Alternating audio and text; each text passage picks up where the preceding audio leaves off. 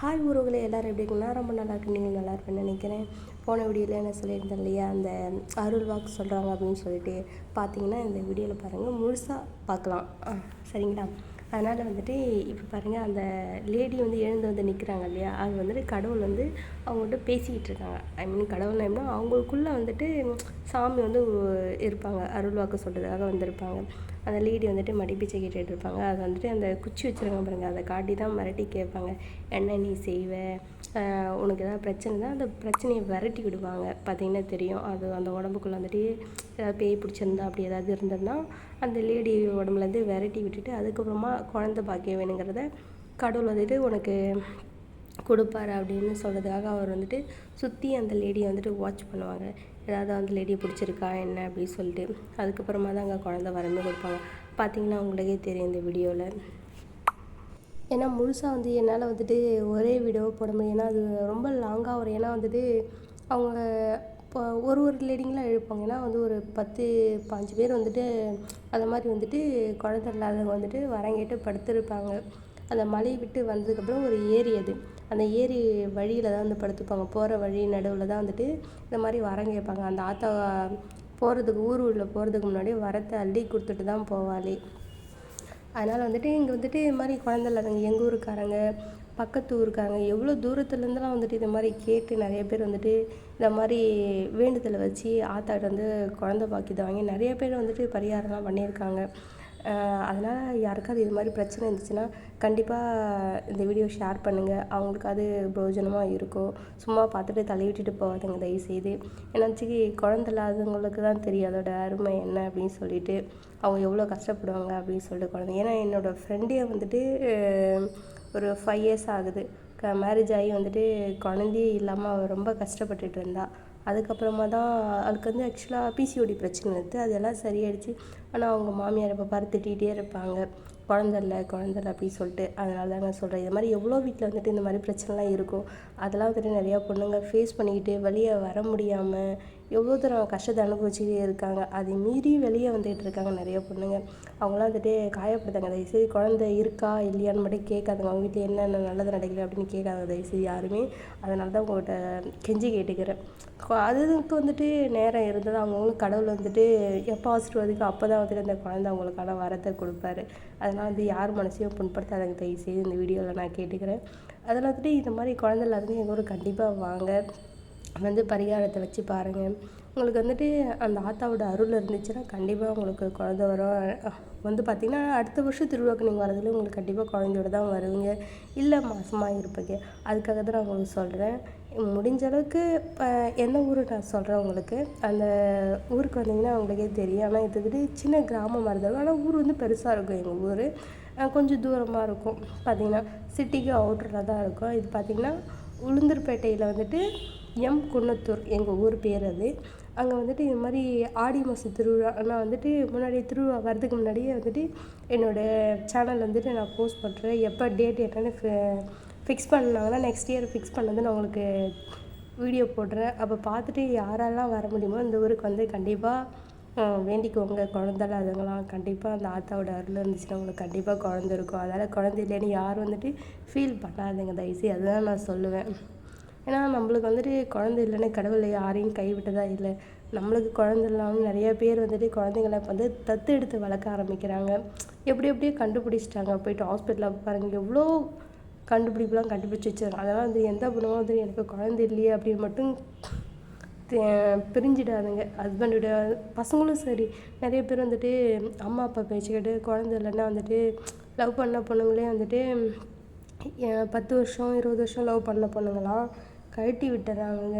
ஆனால் கேட்டால் என்ன சொல்கிறாங்கன்னா, இது மாதிரி வந்துட்டு அந்த பொண்ணு ஏழை வீட்டு பொண்ணு அப்படின்னு சொல்லி கழட்டி விடுறாங்க. இல்லையா நம்ம வசதிக்கு ஏற்ற மாதிரி பொண்ணாக பார்த்து நம்ம வந்துட்டு கல்யாணம் பண்ணிக்கலாம். நீ அந்த பொண்ணை எப்படியாவது குழந்தை இல்லாத ஒரு காரணத்துக்காக எப்படிலாம் அந்த பொண்ணுங்களை வாழ்க்கை விளையாடுறாங்க தெரியுமா? என் கூட வந்துட்டு பழகிற பொண்ணுங்களுக்கு நிறைய பேர்த்துக்கு இது மாதிரி பிரச்சனைலாம் இருந்திருக்கு. அவங்களுக்கு எல்லாத்துக்கும் நான் ஒரே அட்வைஸ் தான் கொடுப்பேன், குழந்தை இல்லைன்னு மட்டும் நினைக்காத. 10 வருஷம் 20 வருஷம் கண்டிப்பாக அந்த கடவுள் ஒன்று கொடுப்பாரு. ஆனால் வந்துட்டு லைஃப்பை மட்டும் விட்டு கொடுத்துறாத அப்படின்னு சொல்லியிருக்காங்க. பட் இருந்தாலும் எவ்வளோ தாங்க அந்த பொண்ணுங்க போராடுவாங்க. பசங்க வந்து ஸ்ட்ராங்காக ஒரு சில பேர் ஸ்ட்ராங்காக இருக்காங்க, எல்லாத்தையும் குறை சொல்ல மாட்டேன், ஒரு சில பேர் எல்லாருமே ஸ்ட்ராங்காக இருக்காங்க.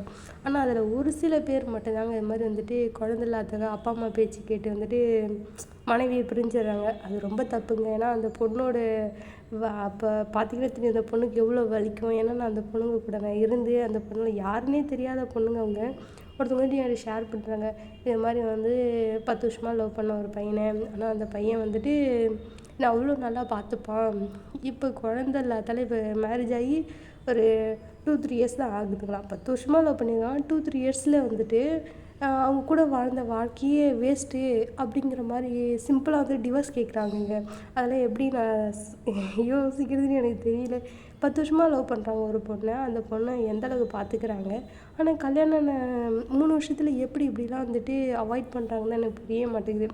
அதாவது வந்து தயவுசெய்து யாருமே வந்துட்டு பொண்ணுங்களை கஷ்டப்படுத்துங்க. பொண்ணாக இருந்தாலும் சரி, பையனாக இருந்தாலும் சரி, குழந்தை இல்லைன்னா கவலைப்படாதீங்க.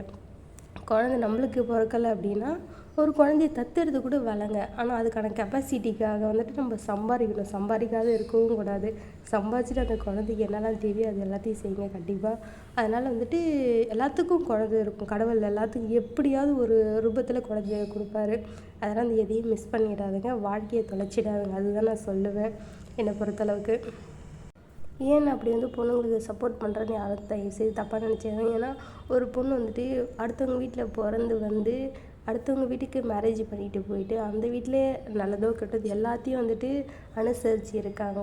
அதனால் வந்துட்டு சாப்பாட்டுக்கு இல்லாத வந்து உங்கள் வீட்டுக்கு வந்துடுதுங்க. அதனால் தயவுசெய்து யாரும் வந்துட்டு கேவலமாக பேசாதுங்க. எந்த பொண்ணாக இருந்தாலும் சரி கேவலமாக பேசாதுங்க. உங்களுக்கு இருக்கோ இல்லையோ உங்களால் முடிஞ்சே செய்ய, முடியலையா நீங்களாவது போய் பொழைச்சிக்கோமான்னு கூட சொல்லுங்கள் தயவுசெய்து.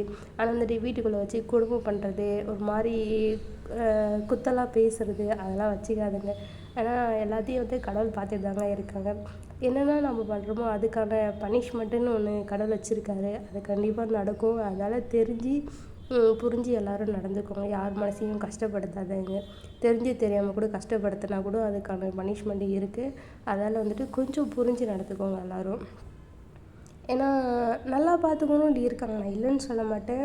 நல்லா மருமகளை ஒரு பொண்ணாக தாங்குகிற மாமியார்களும் இருக்காங்க, மாமனார் ஹஸ்பண்ட் எல்லாமே இருக்காங்க. ஆனால் வந்துட்டு அவங்க லைஃப்பு வேறு மாதிரி இருக்குது. இவங்கள கேட்டால் என்னென்னு சொல்கிறாங்கன்னா, பணம் இருந்தால் அவங்க வந்துட்டு இல்லையே பொண்ணுங்களை நல்லா பார்த்துப்பாங்க அப்படின்னு சொல்கிறாங்க. பணம் இல்லைன்னா கஷ்டம் அப்படின்னு சொல்கிறாங்க.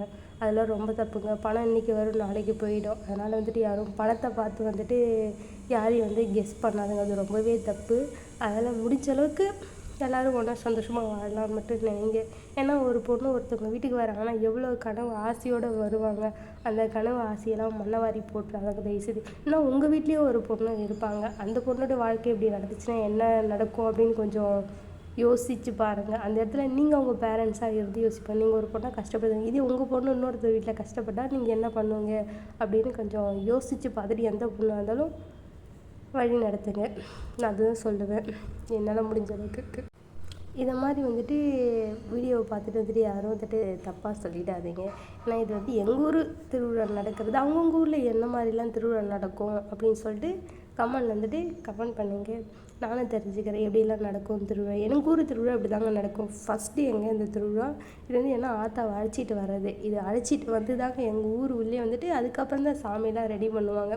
அது அடுத்தடுத்த வீடியோ வந்து நான் நெக்ஸ்ட்டு விலாகில் போடுறேன். பாருங்கள் எப்படி இருக்குன்னு பார்த்துட்டு கமெண்ட் பண்ணுங்கள். யாருக்காவது எங்கள் ஊருக்கு வரணும்னு ஆசை இருந்தால் கண்டிப்பாக வாங்க, நான் அழைச்சிட்டு போகிறேன். அதனால் வந்துட்டு எங்களோட ஊர் பேரையும் எல்லாத்தையும் நான் அந்த டீட்டெயிலில் லாஸ்ட்டாக கொடுக்குறேன். முடிஞ்சால் யாரால் வர முடியல நெக்ஸ்ட் இயர் வாங்க. நான் என்னுடைய டேட் வந்துட்டு எப்போ திருவிழா வைக்கிறாங்க டேட்டுங்கிறது நான் சொல்கிறேன். வருஷம் திருவிழா நடக்கும். கண்டிப்பாக வந்து ஜாலியாக என்ஜாய் பண்ணி பாருங்கள். நல்லாயிருக்கும் திருவிழா. ஆனால் வந்துட்டு நடுவில் என்ன ஒன்றா கேப் 2 days நடக்கும் திருவிழா. ஃபஸ்ட்டு 2 days நடக்கும். அதுக்கப்புறம் வந்துட்டு 2-3 days வந்துட்டு கேப் விட்டுருவாங்க. அதுக்கப்புறம் ஒரு 2 days நடக்கும். இதாங்க எங்கள் ஊரில் திருவிழா நடக்கிற டைம். இப்படி தான் நடக்கும் எப்போவுமே வருஷம். அதனால் வந்து எல்லோரும் வந்துட்டு திருவிழா நம்ம பார்க்க முடியாது அப்படின்னு மட்டும் நினச்சிட்டாங்க. கண்டிப்பாக இந்த திருவிழா எல்லாத்தாலையும் பார்க்க முடியும். அதில் முடிஞ்ச அளவுக்கு பர்மிஷன் கேட்டுட்டு வாங்க. ஏன்னா வந்துட்டு நாங்களே வந்துட்டு பர்மிஷன் கேட்டு தான் போவோம். இந்த வீடியோ பிடிச்சா லைக் பண்ணுங்கள், ஷேர் பண்ணுங்கள், கமெண்ட் பண்ணுங்கள்.